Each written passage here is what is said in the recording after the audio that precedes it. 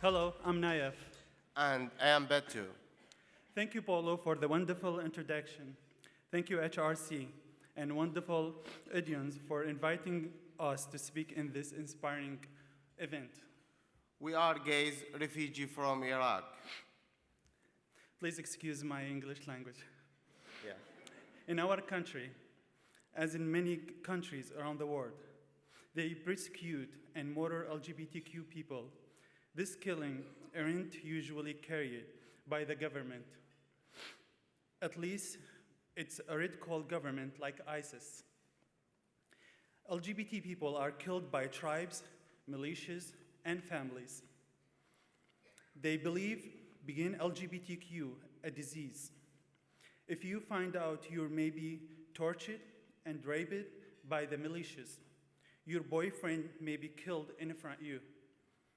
If your family discover that's true, they may try to force you to marry. But other families, they may deeply religious, or they may find a community pressure, and Purple will be perform honor killings some of those communities. If the families do not kill their gay child, they convince your sister-in-law and the brother-in-law divorce your family members, and they stop going to your family member business.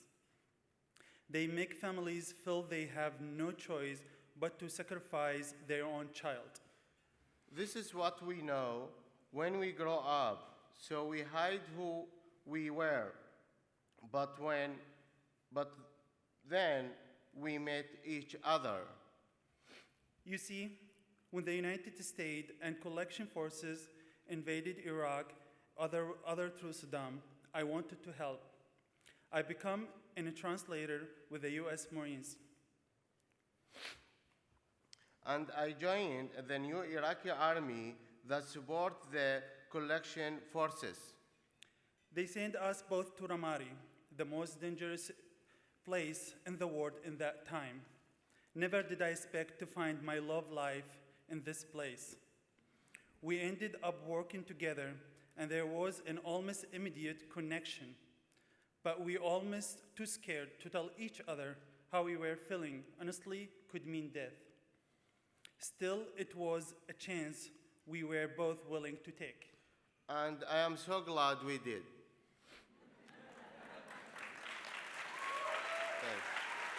Thanks. It was long thought until things start getting really bad for translators. The opposition was growing and concerned us traders. They killed many. There was a program to get me out, and I was resettled to Seattle in 2009. Saying a goodbye to Btoo was one of the hardest days of my life, but I promised to get him out. Seattle was so different. As a gay man in Iraq, we had to be so careful and hide everything about ourselves. There are LGBTQ gathering places. The Space Needle in Seattle fly a rainbow flag every June. But we being an LGBTQ refugee is different from other groups with tended to find a comfort among refugee where they share a language and a culture roots. Or maybe we'll know somebody in our community back home and tell them about us. Brings a shame to our families. Most Iraqi LGBTQ refugees remain closeted many years after they arrived to the United States. Nayyef said to work quickly to get me to the United States, but many visas were denied. We had no idea it was going to be so difficult. We were become hopeless. Then I meet Michael, our angel. An angel is a word that many us refugees use to describe a kind-hearted person who helps a refugee through a long road from escape and resettlement. Btoo would not be here today if it weren't for Michael, who has spent his entire life helping a refugee from all over the world. It has been amazing to hear the presidents to talk if refugees are just walking into the United States without any kind of vetting. The US doesn't even begin their vetting until refugee has already been accepted by the United Nations High Commission for Refugees. That process alone is take at least 2 or 3 years, a several interviews and a background check before they refer the case to the United States. Once the case in the US, it takes another 2 years already to extreme vetting. In my case, I was outed to my family. My life was in danger. Michael recommended that Btoo desert his military unit and go into hiding. He sent Btoo money and scored 30 days travel visa Btoo to Lebanon. Once visa expired, Btoo lived and working undocumented worker while he applied for the refugee resettlement with the UNHCR process. They sent trucks to the neighborhoods and set up checkpoints looking for undocumented people and arrest and deport.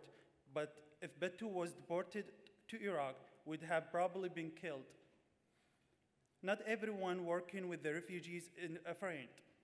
We think one of the agencies work internationally left out important information in his case, and he was denied refugee status. But Michael has been through this before and challenged the UNHCR.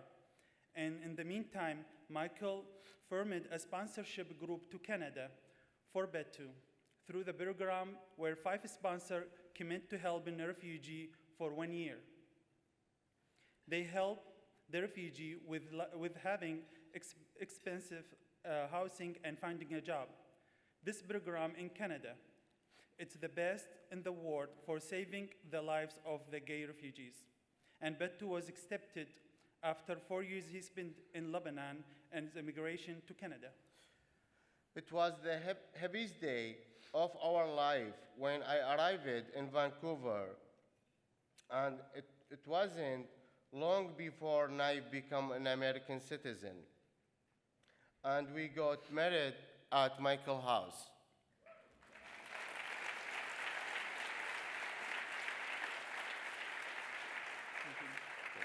That meant Btoo was finally allowed to come to the United States after 2 years he spent in Canada.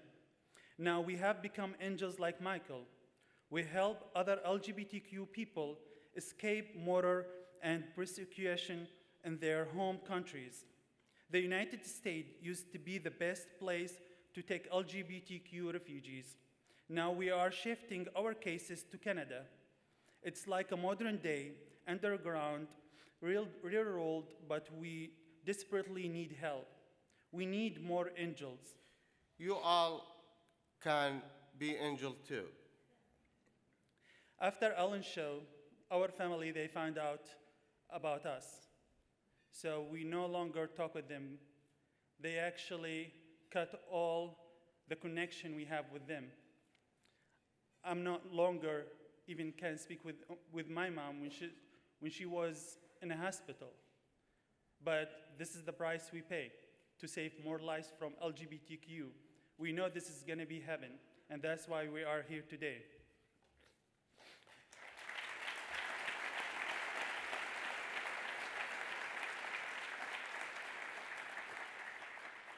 You all work with the young people.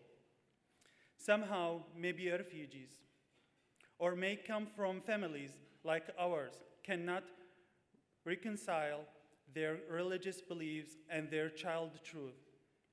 Be their angels however you can. Listen to their stories carefully. Try to uplift the stories of LGBTQ people from countries and lineages like theirs. Make sure they know they aren't alone. When you go back to the classroom or the community centers, remember our story. Gay persecution and murder worldwide is tragically real. It happens every day. If we do not do something, who will? Will you be an angel? Thank you so much. Thank you so much.